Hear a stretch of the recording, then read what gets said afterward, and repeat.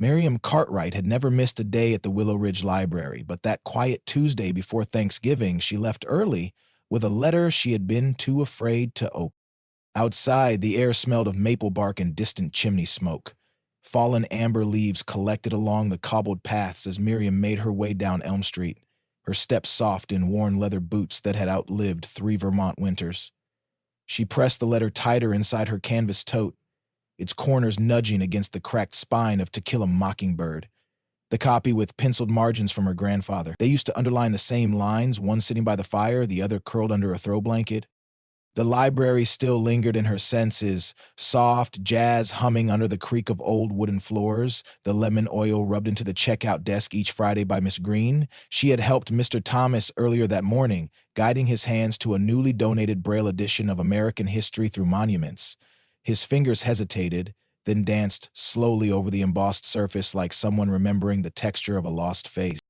"You're a wonder, Miss C," he said. "Books come alive with your voice." She smiled gently, tucking a slip of paper into the book for him, a quote from Lincoln in Braille dots she had pressed herself. As she left, the bell above Becker's Bakery chimed a warm silver note. Nancy Becker stood behind the counter in her cranberry cardigan, boxing up sugar cookies shaped like oak leaves. She spotted Miriam and waved her flour-dusted hand. "Don't you dare leave without something warm," she called. "Got cranberry pie today, and I made a little one special for your shelf." Miriam opened her mouth to protest, but Nancy was already wrapping the pie in wax paper, tying it with twine. "No charge. Consider it a kindness for kindness," she said. "Heavens no, I won't hear a peep otherwise." "Thank you, Nancy. You're too kind." Outside, the cold pressed into Miriam's scarf, but she walked slowly, soaking in the quiet rhythm of the town. The newspaper boy tipped his cap and called out, "Morning, Miss C," as he passed on his bike. Wind chimes danced from the porch of the antique store. When she reached her apartment above the sewing shop, she removed her shoes quietly by the radiator. Her voicemail light blinked red. 3 messages. She played the last one first. "Miriam, dear," her mother's voice, crisp as frost. "Thanksgiving dinner's at 7. Try not to be late this year, and for heaven's sake, don't wear those threadbare shoes again. Harper's bringing a friend. Dress properly." She pressed delete. Then, again, just to be sure, she set the pie on the windowsill to cool and turned to her bookshelf, her fingers brushing the brown string wrapping a row of paperbacks. She paused at one, the book, the letter. She sat on the worn armchair, book in lap, the envelope peeking out like it had been waiting patiently. She ran her finger along the edge, but left it closed. The sun began to fall behind the hills, casting a dusky gold through the curtains. She stood, poured herself chamomile tea, and settled in again. Her fingers trembled slightly, not from cold, but something deeper. Thanksgiving last year had been hollow. Harper, dressed in a cashmere coat, had laughed across the table. "Still playing librarian, Miri? I thought you'd grow out of your childhood phase." Miriam had smiled then, not because it was funny, but because silence seemed safer. Now, 1 year later, she looked down at the envelope again. She opened it. Inside was a single sheet, folded once. On it, in the unmistakable slant of Eugene Whitmore's careful script, was just one line. "If they never gave you a place, perhaps it's time you take what's yours." The next morning, the phone rings. It's a lawyer named Joel Whitmore. "Mrs. Cartwright, you've been named in your grandfather's will." The Cartwrights had everything money could buy that Thanksgiving, except the one daughter they didn't want to claim. Inside their hilltop estate, laughter mingled with the clink of crystal and the hum of Ella Fitzgerald on vinyl. The scent of cinnamon-glazed ham and rosemary stuffing wafted from the kitchen, where caterers in crisp uniforms moved like clockwork.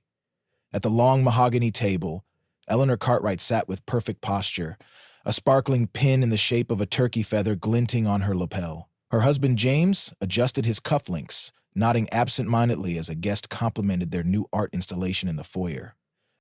"I told Harold the sculpture would anchor the whole entrance," Eleanor said, her voice tinged with triumph. "It's French, you know, 1973. Harper Cartwright, radiant in a cranberry wrap dress, sipped from a crystal flute and flipped through photos on her phone. "Closed on 2 more properties last week," she offered. "Lakeside cabins, great return potential."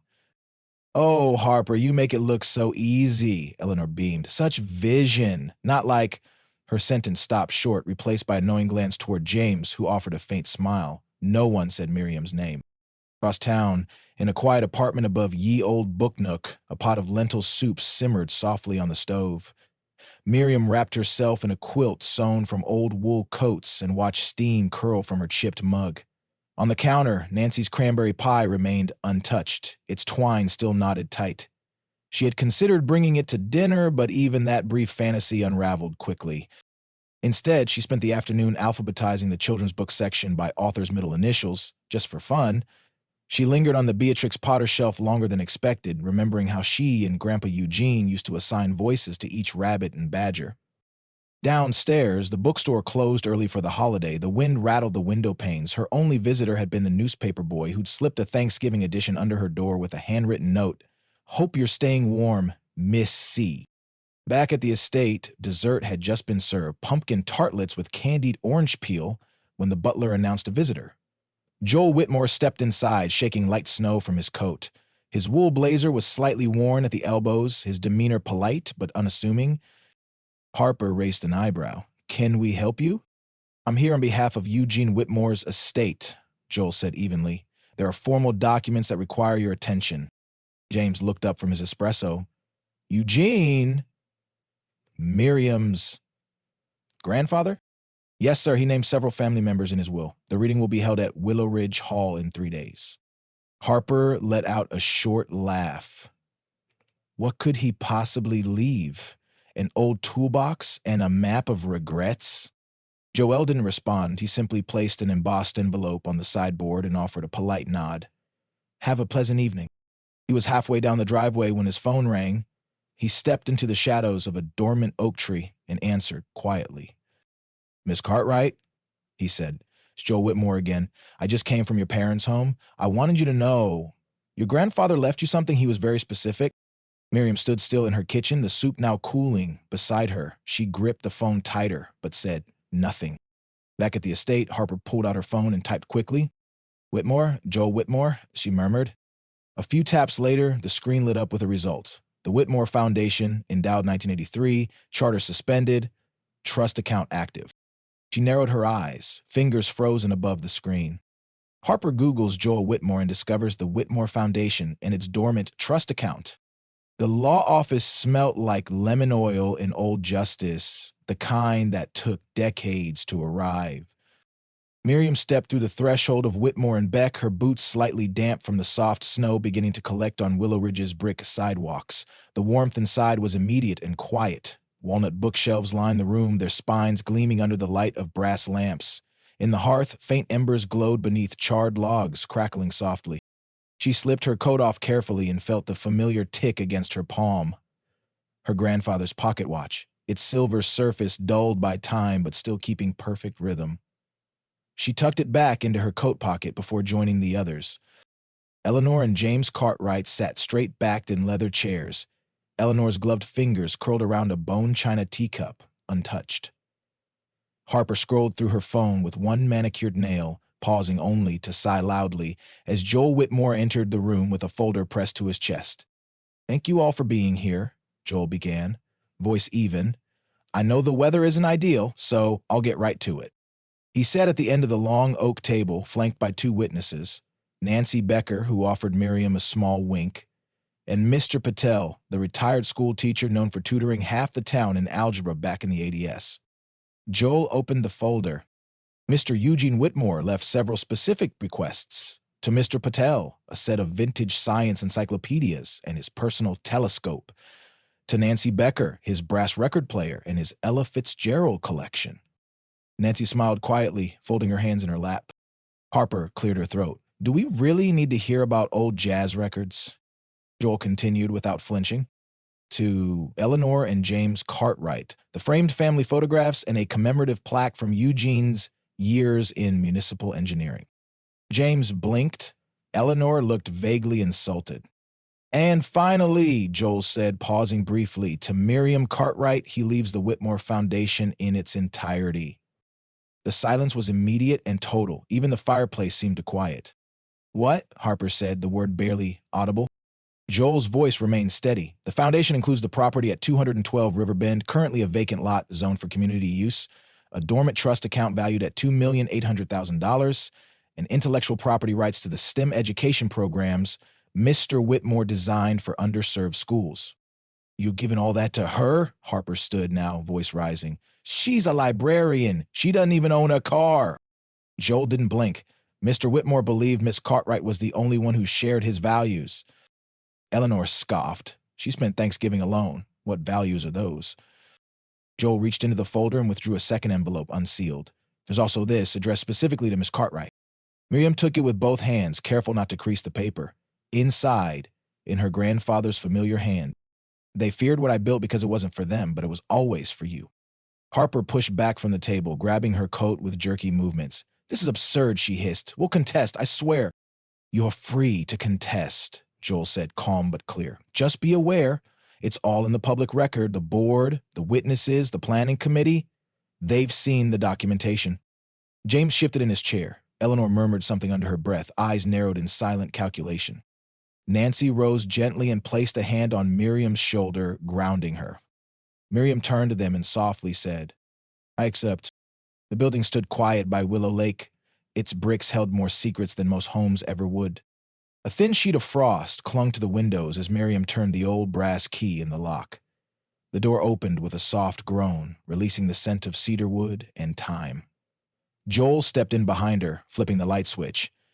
Warm yellow bulbs flickered to life, illuminating oak beams overhead and a scattering of dust motes that danced like memory. She paused in the entryway. Her hand brushed the wood-paneled wall, remembering the summer she spent here with Eugene, how they'd sit cross-legged on the floor fixing radio dials, the static of forgotten frequencies crackling between them. He used to joke that the foundation had more parts than purpose, but she knew better.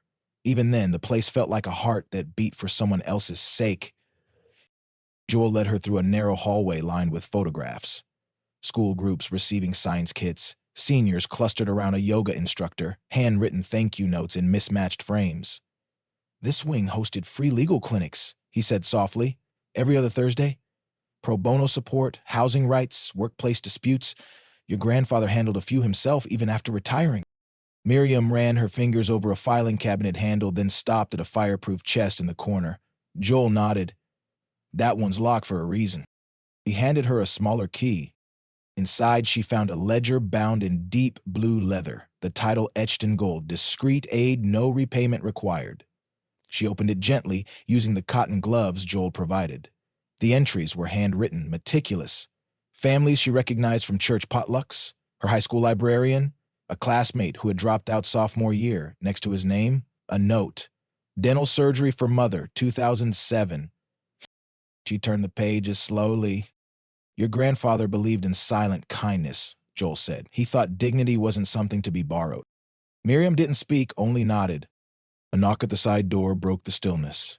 Nancy entered, cheeks rosy from the wind, a basket balanced on one arm. I brought muffins. Apple not too sweet, just enough to keep spirits upright. She looked around the room. He loved this place. Fixed my oven here, you know. Wouldn't take a dime. Miriam smiled, but it didn't quite reach her eyes. He left so much behind. That's what quiet folks do, sugar, Nancy said, setting the basket down. They build legacies, while the loud ones are still looking in mirrors. A few minutes later, June Callahan arrived. She wore a thick gray scarf and had ink stains on her left thumb. Sorry, she said, holding up a notebook. Press day. You work for the Chronicle? Miriam asked. Now I do. Then?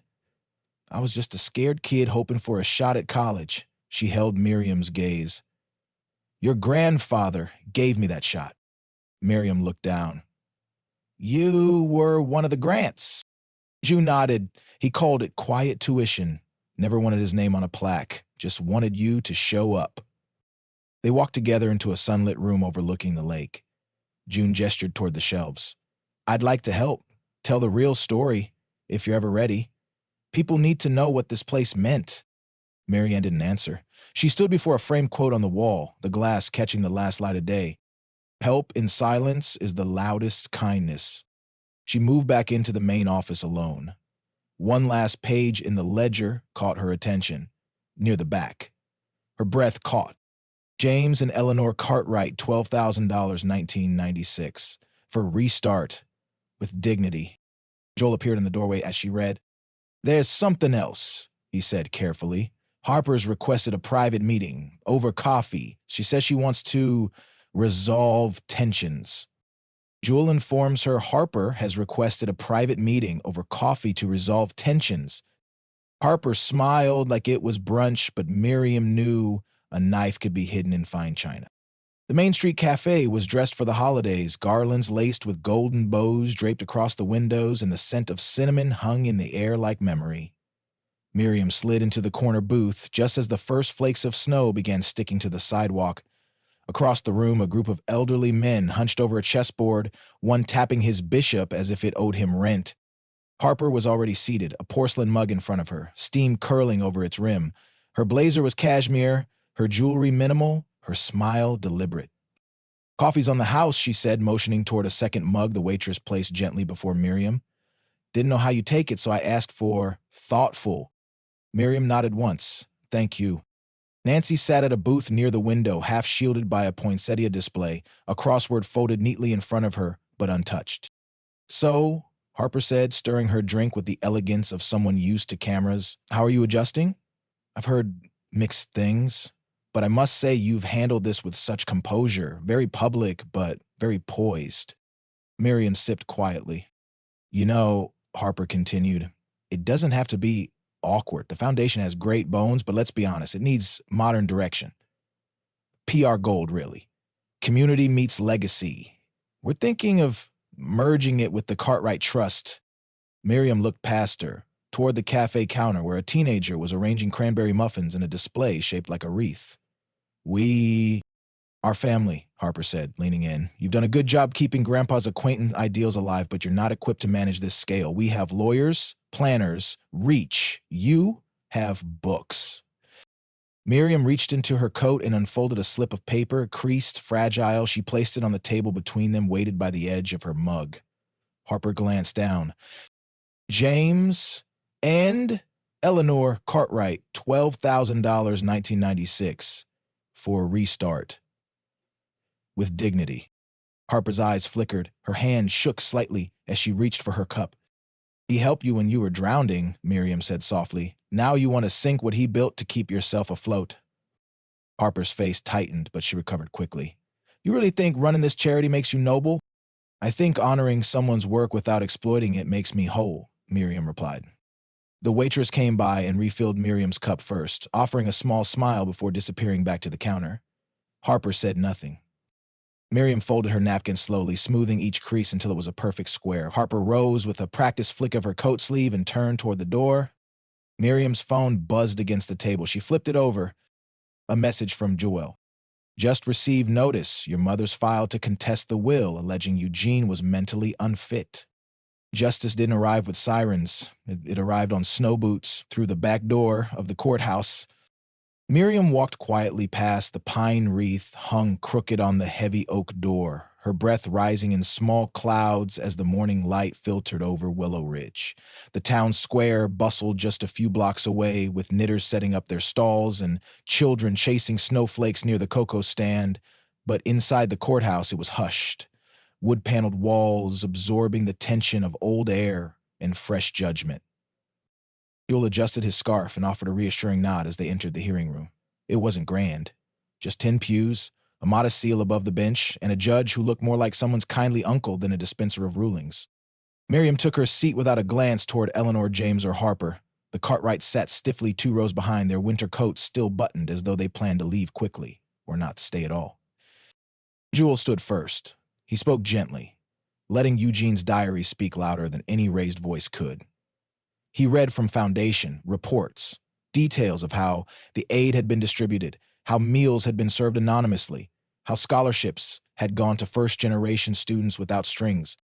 Then came the letters, typed, handwritten, some on ruled paper, others scribbled in looping cursive. June Callahan submitted them to the record, her voice steady. "There's no clearer testament to his clarity than the people who still carry him with them," she said. Nancy Becker and Mr. Patel testified next. "He was sharper than I am now," Mr. Patel joked gently, earning a soft chuckle from the judge. "And I do the crossword in ink." Eleanor whispered something to James, who gave no response. Harper sat rigid, lips pressed so tightly together they had turned white. When the judge delivered her ruling, it was quiet, almost reverent. The court finds no evidence of mental incompetence. The will stands as written. The foundation remains under the stewardship of Miss Miriam Cartwright. Harper shot to her feet, her voice cracking. "You're siding with—" The judge raised one finger. "Sink down, Miss Cartwright. This is a courtroom, not a showroom." The silence that followed was the kind that changed things. Not loudly, but fully. By that evening, the Chronicle ran June's article, "The Heart of Whitmore, a Town's Quiet Benefactor." It was picked up across Vermont by every community paper with a soul. A week later, the Foundation's classroom was open. The room smelled of fresh paint and chalk dust. Miriam had installed a whiteboard herself, her fingertips still showing specks of primer. Science kits lined the shelves. A hand-painted sign by the window read, "Learn, question, grow." Nancy arrived just past 3, her basket swinging at her side. "I made cookies," she whispered, laying out little sugar beakers and gingerbread microscopes. "Just thought it made the place feel like less of a lab and more of a home." A small group of children filtered in, some holding mittens in their teeth, others pointing at the boxes of magnets and batteries. One boy, maybe 6, walked up to her and tugged her sleeve. "Are you the lady that helps people now?" Miriam knelt to his eye level. "Not alone, but yes." Outside, carolers warmed their voices with song, their melodies faint through the frosted windows. Snow clung to the edges of the lake. A sense of something quietly mended filled the air. She hung one photo on the wall, just one.